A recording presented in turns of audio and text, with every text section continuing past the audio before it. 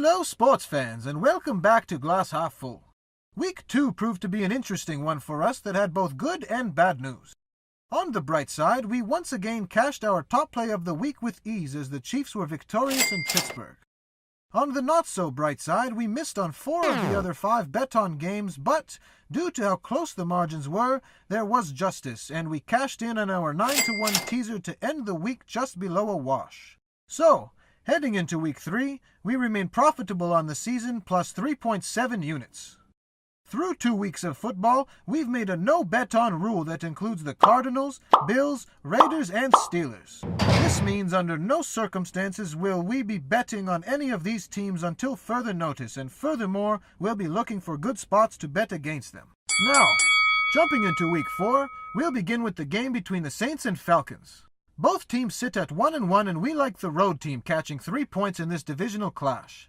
While both offenses figure to be potent this Sunday afternoon, the Saints may have the biggest edge with Alvin Kamara running against a Deion Jones-less Atlanta D.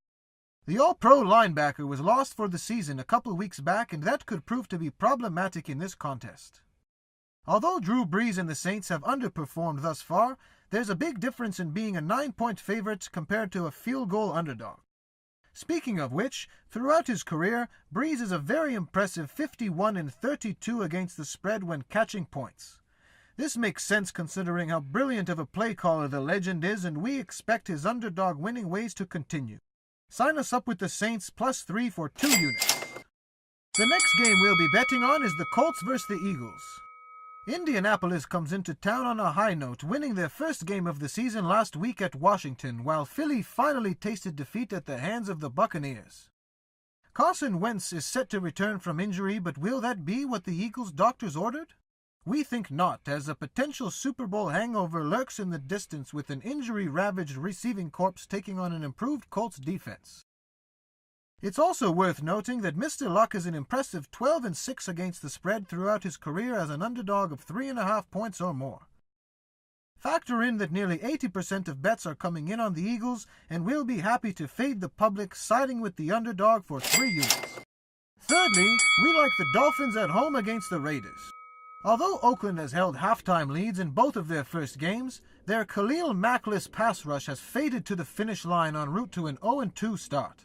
If Oakland was gassed at the end of their games versus the Rams and in Denver, just imagine what might happen in the 90-degree Florida sun against a very good Miami defense. The Dolphins, on the other hand, lead their division at 2-0 and are very excited to welcome the lowly Raiders into town.